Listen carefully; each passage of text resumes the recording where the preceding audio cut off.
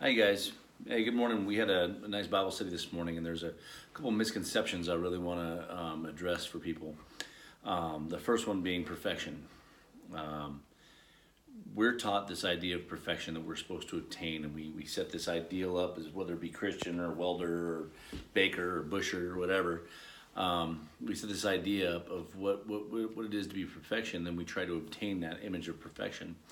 And that's not what we should be doing as Christians. That's for damn sure.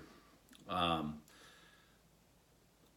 the reason being is that each one of you, we got to quit looking outwardly at what perfection is, because every day you're literally perfectly you. There's nothing more than you can be than today than you will be tomorrow if God wants you to change. So by beating yourself up and trying to be something or trying to improve yourself according to your own understanding of what's good, well, what happens is you separate yourself from God's righteousness by establishing your own. Okay, so you have to realize that you yourselves are perfect so that you won't make any images. There's nothing that God's looking for. He's got you. You're exactly what he wants. You're exactly where he wants. And you need to walk around with this state of mind, otherwise you will produce hypocrisy. The next thing is righteousness. Righteousness is not being good. Righteousness is having comfort with God. And that is the result of being perfect. Those who are perfect in God's eyes have no reason to hide from him. So what you do is when you're in his presence, you're comfortable because you know he's seen everything and he still loves you and is pleased with you and he wants you around. Well, these people now feel at home with God, and that means you're righteous with God. It's not that you're good or a good person. God doesn't give one shit about that. Okay, and finally, we need to talk about fellowship. And fellowship is the final result of all this stuff. It's where you're righteous with God, and now you can have interaction with him. And you can begin to know him as you are known of him. So this is where we need to be. We need to be in fellowship with God. And the way you do this is by knowing that you're perfect the way you are, that you are righteous the way you are, because Christ is your righteousness. And then you have every right to be with God. And now, since you're there, you can fellowship with him. And then people that are in that same position, you automatically fellowship with them too, because they're automatically the truth.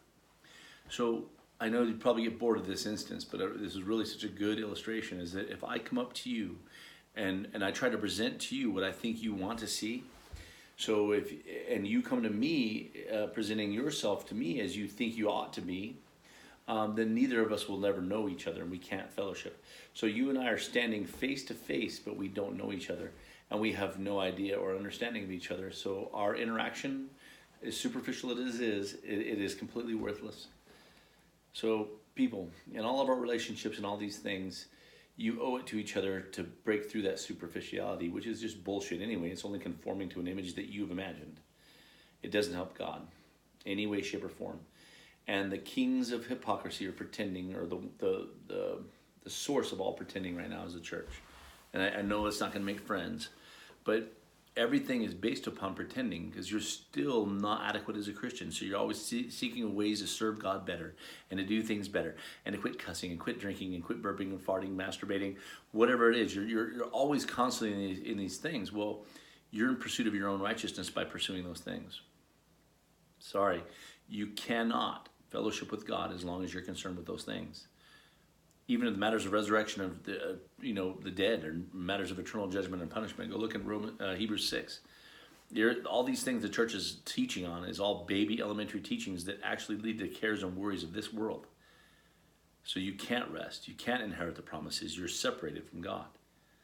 So make a decision. Did Christ absolutely fulfill everything and finish everything and defeat everything and bring you fully restored and holy and unblameable in love? Did he bring you? Did he succeed? Or did he fail on that cross? Make a damn decision. All right? Now get out there and preach. Those of you know who you are.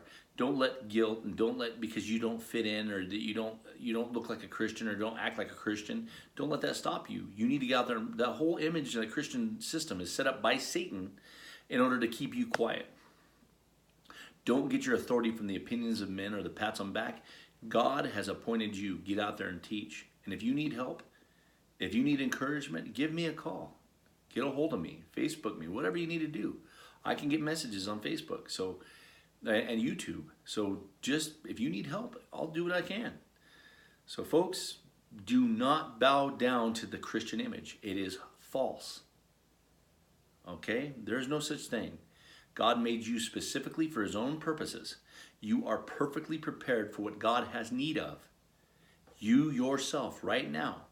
If you're trying to be something else, God cannot use you for what he wants you to be used for. All right? You are reconciled. You are dearly beloved. You are pleasing to God. And you will not fail him. And you will not deny him. All right, you guys? Get out there and preach. All right? I love you all. And most of all, and more importantly, that Christ loves you dearly. He saw everything. When he was in the Garden of Gethsemane, he took into account your whole life. And he considered the cost of your salvation and mine and everyone else's. And then he still went to the cross. You're not doing anything to shock him or surprise him that he didn't already take into account before he went to the cross and purchased your salvation and rose again for your justification and sat on the right hand of God for your glorification. He didn't ask your opinion. He didn't ask what you think a Christian ought to be. He didn't give a shit. He just made you one. All right, you guys. God bless you. Have a great day. All right, bye.